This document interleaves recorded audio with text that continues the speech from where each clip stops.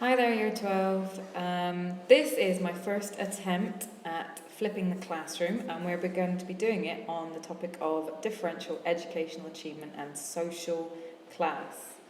The key thing to note here that class differences have persisted in education since the 1900s. Consistently, students from middle class and above backgrounds seem to pass more exams, they stay on more at school, and they're much likely to go on to university. Now, as you know, going on to university opens more doors in the employment sector. And as a result, they themselves will then have more children, and those children will be middle class. Those children will do well at school. Those children will go to uni, and they'll also get good middle class jobs. So Marxists would argue that this just recreates class inequality. You guys should already know, but can you annotate on your PowerPoint now, why do you think this is? Why is it that middle class backgrounds seem to give you more opportunities in school to do well? You may also want to have a quick look at the A3 mind map you guys should have when we did the lesson on Butler and Weber, Gilbert and Yodel, Tony Sewell, and Frosch, Phoenix, and Patman, when you guys all presented off the pink cards. On eLockers as well, there's a Word document that'll have all the web links linked to this PowerPoint. There is a web link linked to this first slide. It's a clip of Boris Johnson being ambushed with an IQ test on a radio station. Have a quick look at this clip. He doesn't do that well, but what does that tell us about the people that are in power and seem to have the most influence in our society? So let's move on. The big question we're trying to answer is, why are there differences in the educational achievement from students from different social classes? As sociologists, why is this useful to know? Well, if we can work out why there are differences, maybe we can stop it. And thinking about how useful sociology is used to inform social and educational policy that impacts all kinds of people in the social world, from education to the NHS and in a variety of other areas. So, what types of explanations do sociologists suggest for differential achievement? Firstly, they talk about home background. Okay, what goes on at home? How can things that happen outside of school, at home, influence how well you do at school? The first thing on the slide here is looking at material factors. We've talked about material factors before. You may well know them better as economic capital. If you suffer from something known as material deprivation, this is when some working class kids or students, may not have access to some examples of material deprivation, like a healthy diet or somewhere quiet to study. Material deprivation also includes things like not being able to afford trips, not being able to afford resources, and maybe not being able to have a very quick internet access in order to look at lovely videos like this, for example. Second problem with home background, sociologists argue, is there are cultural factors that can affect how well a student does at school. Mainly parents' attitudes, so how the parents feel about school, and language. When talking about language, the best sociologist to write about is a guy called Basil Bernstein. What an awesome name. He argued that the way we speak actually will affect how well we do at school. Not only at school, but going on into the workplace as well, and the types of jobs we end up doing. So, if you read these two quotes here, tell me, which one do you think is going to do better at school?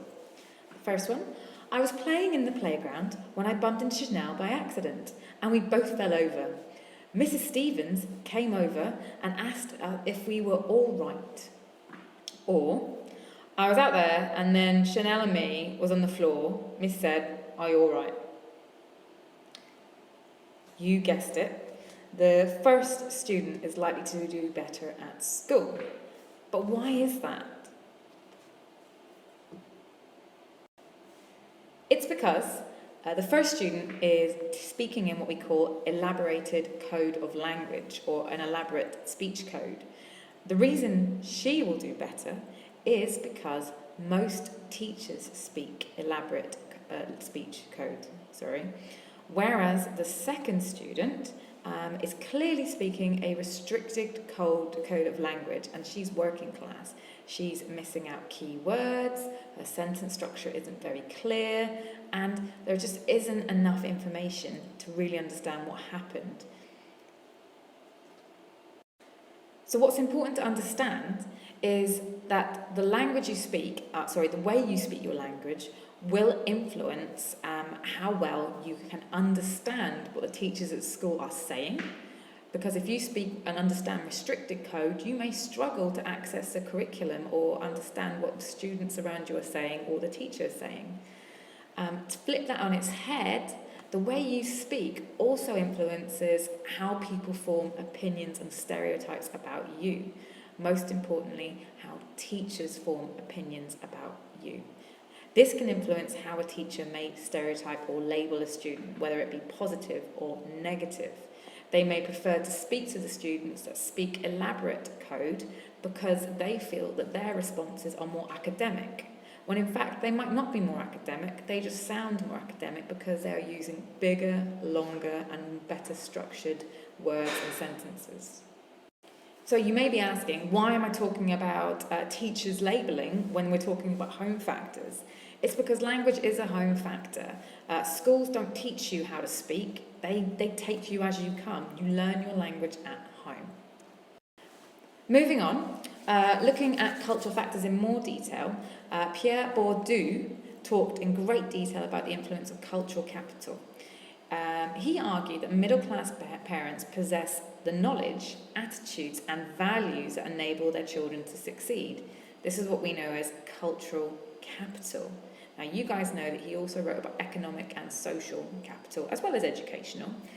Can you have a think about how economic and social and cultural capital all link together to produce even greater advantages for the middle class? This is something that we'll be looking at in the lesson. Okay, moving on. We've looked at, in the context of educational policy, what impact parental choice has had on the schools that students end up going. The schools that students end up going to. The effect of cultural capital on parental choice has been enormous. It is pretty clear that greater the parental choice of schools has benefited one social class more than the other. So can you remember the study on the use of cultural capital in parental choice by Gerwitz, Ball and Bow? And can you please explain what impact did cultural capital have on parental choice? If you remember, they found parents fell into one of three categories. Either they were disconnected local choosers, semi-skilled choosers, and skilled choosers. So we'll be talking about this tomorrow. What impact does a cultural capital or a lack of cultural capital have on a parent's ability to choose or get their kid into a good local school? So moving on. Cultural deprivation. As discussed in lesson, the best way to define cultural deprivation is when someone is lacking in cultural capital. This concept is used to suggest that the attitudes and values of the working class are holding them back in education because the working class is suffering cultural deprivation. There's two sociologists you want to write about here. The first one is a guy called Leon Feinstein, and he argued that the working class parents' lack of interest in education was the main reason for their children's underachievement. Okay? This is supported, I suppose, by J.B.W. Douglas, whose study was in 1964, so it was quite a while ago, so you might want to evaluate this study as being a bit out of date. He argued that working class parents don't develop their child's intelligence by reading with them from a young age. In 1964, he also argued that middle class parents are more likely to buy educational toys. So have a think about what impact that might have on their development, both educationally and socially, if they're playing with educational toys from a young age, when the working class are not. And see if you can think of any examples of educational toys that they might have played with. Moving on. Finally, can we consider natural IQ as an explanation for why students do better or worse than each other? Okay. Arguably, IQ is a measure of intelligence, but how can we actually measure this? The main ways are through IQ tests, and they are very, very popular in America particularly, but they're widely criticised by sociologists. Sociologists have argued that IQ results are unreliable. Your score can vary over time. Your IQ is supposed to be something that's fixed. How can you do much better in one IQ test if your natural intelligence is supposed to be fixed, and then maybe do much worse in a later test? It just doesn't make sense. Sociologists have also argued that IQ tests are culturally biased, as they're expressed in middle-class vocabulary. Now, in tomorrow's lesson, we're going to be doing a practice IQ test, and I'm going to try and ask you to spot the middle-class vocabulary that working-class students that speak a restricted code of language might struggle with. The question I want you to think about here, though, is what did Gilbert and Yodel believe about natural ability, or about this idea of IQs and natural ability? You might need to refer back to your A3 mind map on those 4 different studies we looked at last term.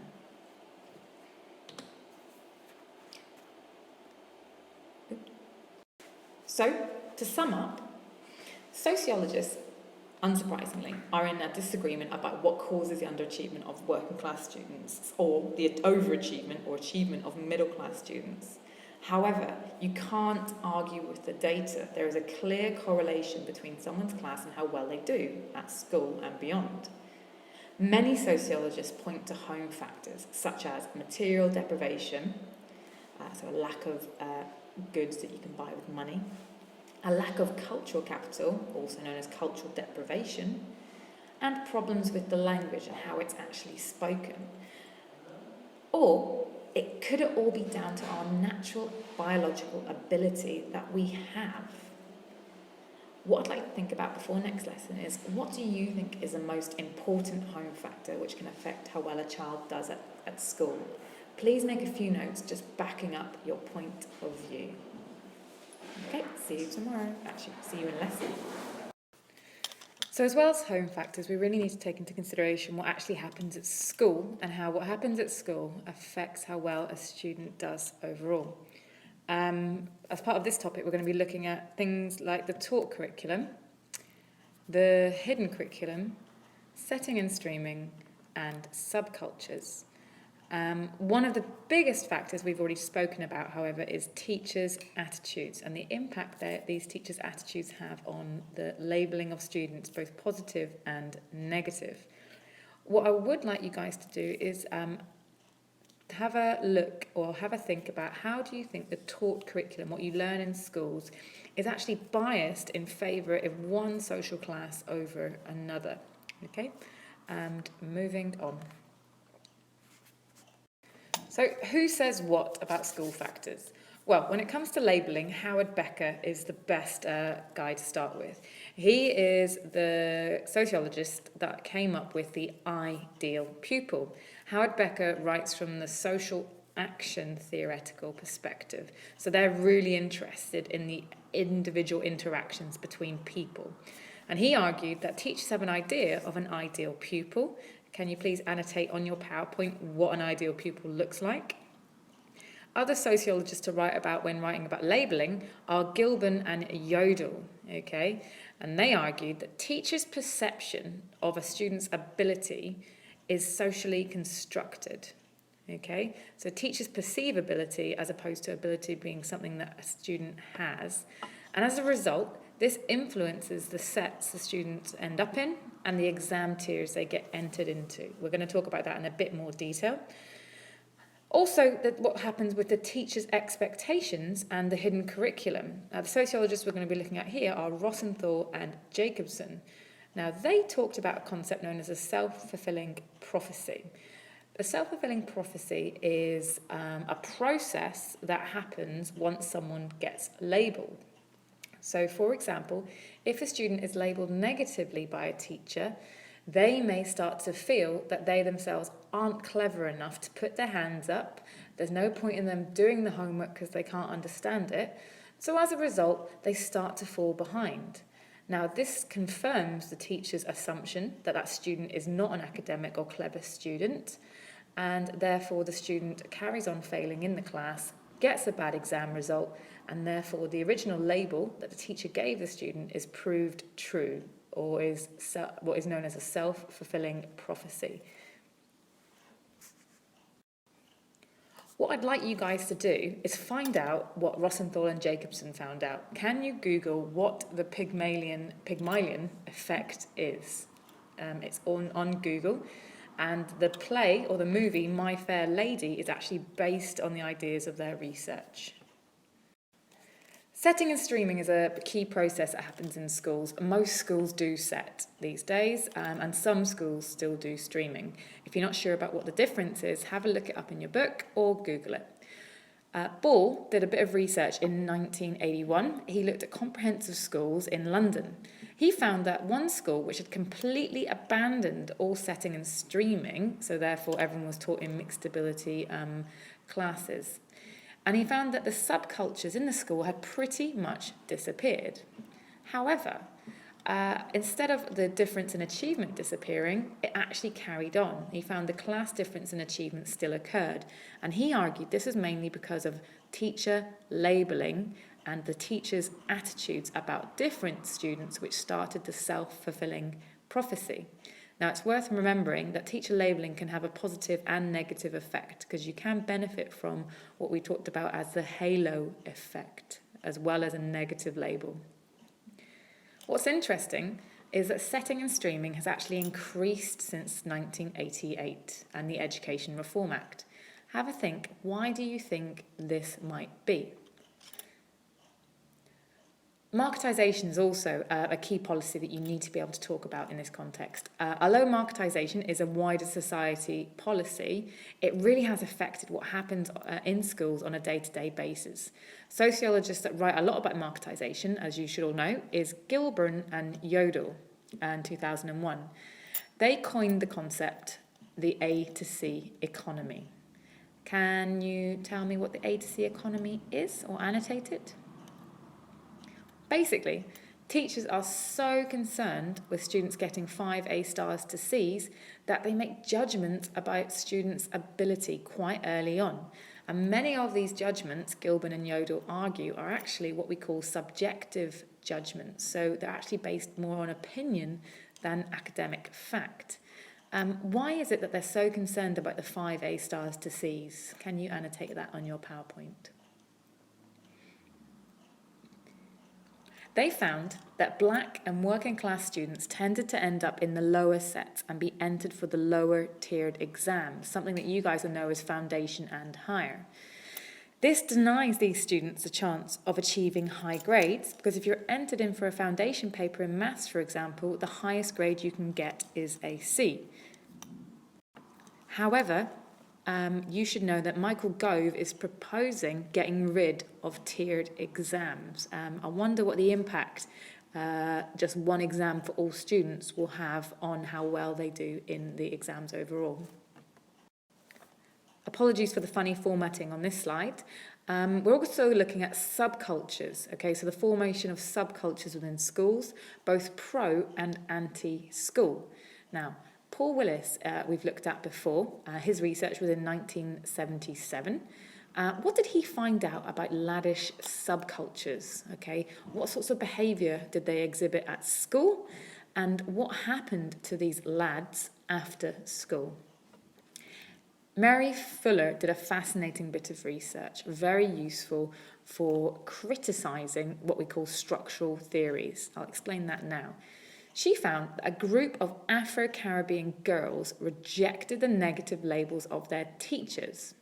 So these girls were labelled negatively by their teachers because they were black and seen as more likely to fail. These girls rejected the label and worked hard to pass their exams and proved the negative label wrong.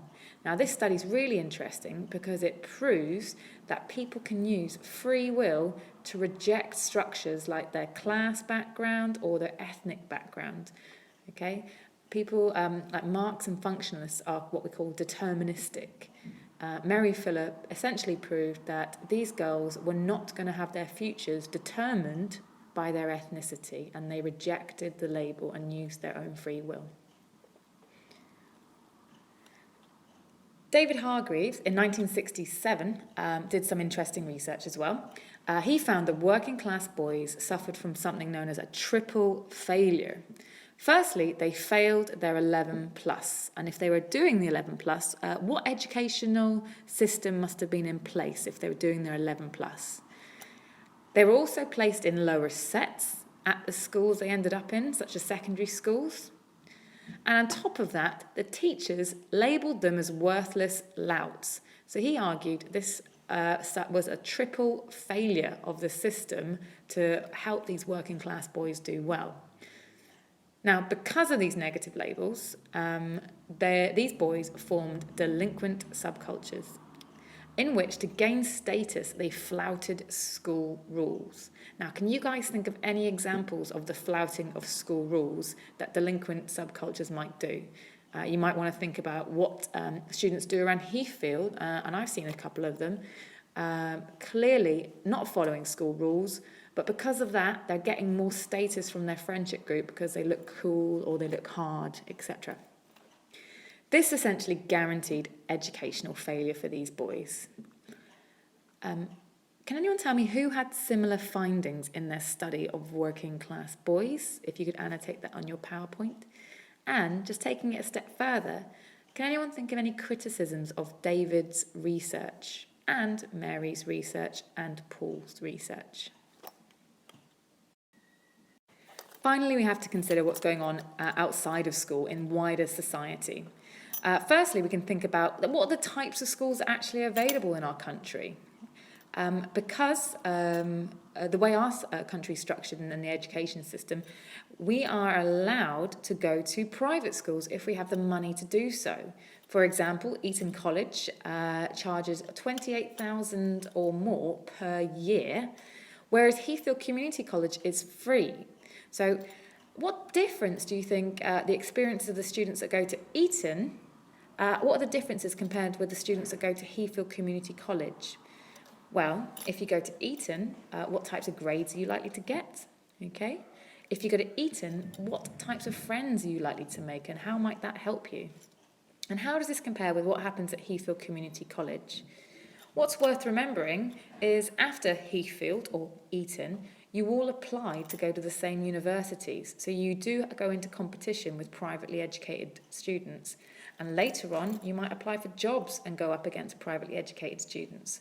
So what impact do you think it has going to a private school when compared to a state school? Another wider societal factor is the job opportunities available in the market. We've been looking at more recently what's actually happened on a grand scale and over the past 50 years. And particularly in the 1970s and 80s, we had a process known as deindustrialization. The big factories closed down, the mines closed down, and essentially the number of manual jobs available, particularly for men or boys, declined rapidly. What our economy needs now is a much more skilled workforce. So the impact this has on in school, well, what sorts of subjects do you now have to do at school because the job opportunities have changed? Can you think of any examples of any subjects you do in school because the types of job opportunities have shifted away from those manual jobs to more skilled jobs? Finally, government policy, for example, marketisation. This is something that is developed outside of schools but has a huge impact on how schools behave and how they treat their students and how they educate their students. So, how has marketisation, for example, affected your education? Can you think of any examples to illustrate this? And has it had a positive or negative effect on the social classes and the differences in their achievement? Or maybe it's nothing to do with schools at all, and it's all down to natural intelligence. Now, I know we've touched on this before when we looked at home factors. Hans Eisnick thinks so. Controversially, he's a psychologist, okay, and he argued that working class intelligence was down to genetic inferiority. So people are literally born less intelligent than others. Controversially again, he also argued that there was a genetic difference in the intelligence for different races. So he is enormously unpopular in his research. However, more recently, his research has been supported by some recent findings, and we'll have a look at these in the lesson, hopefully tomorrow. But what do you think? Do you think natural intelligence has got anything to do with how well you do in school? Have a think and maybe make a few notes around this. Now, there is plenty being done to try and get rid of these differences in achievement. Okay, plenty of schemes that are out there, and you need to remember a few examples. These schemes try to encourage the underachieving groups. Now, I say they're groups because it's not just classes, lower classes that underachieve. Think about ethnic minorities and think about boys. There are loads of schemes to try and get these students to engage with their education, to increase their motivation in class and to learn, and to raise their aspirations of what they can achieve and what they can actually do when they leave school. So, for example, you have EMA, the Education Maintenance Allowance. But what's happened to that recently and what impact do you think that's going to have? You've also got Aim Higher. If you're not sure what that is, Google it. Some higher education grants being available to lower income kids. You've got academies pre-2010, so the first round of academies under the Labour government, which were for failing schools to attract private investment, as well as those that have been developed after 2010, which was when those schools that were good or outstanding could turn to academies and attract private investment. We've also had additional funding available to schools or individual students if they are classed as free school meals. So as well as getting the free school meal in the day, each school is allocated additional funding per free school meal student that they have. If you want to find out more about this, have a look up on Google, or we'll talk about this in class next lesson. And there's also been some charity work aimed at working with underprivileged children. I found this example. Action Tutoring is about an organisation that uses high-skilled tutors to go and work with some of them more in the children in deprived areas. So have a look at that. One question I would like you to consider is what impact will these new free schools have on class differences in achievement? If you're not sure what a free school is, have a look in your notes. The most local one to us that I'm aware of is called Gildridge House in Eastbourne. So if you want to have a look at their website, and do you think those sorts of schools, are they going to get rid of class differences? Are they going to do nothing to do anything to change them? Or are they going to make them worse? There's a link on the Word document with the web links to a quick test on differential educational achievement by class. There are a couple of questions on there that you won't know the answer to, so you might need to use your textbooks or Google to find the answers, but most of them you should be able to answer, and it's just a fun little test just to try and check your knowledge, so have a look at it. Finally, this is the essay question we're going to be working on together. Why are there differences in the educational achievement of students from different social classes? Worth 20 marks. So before coming to the next lesson, have a think about how you might answer this question.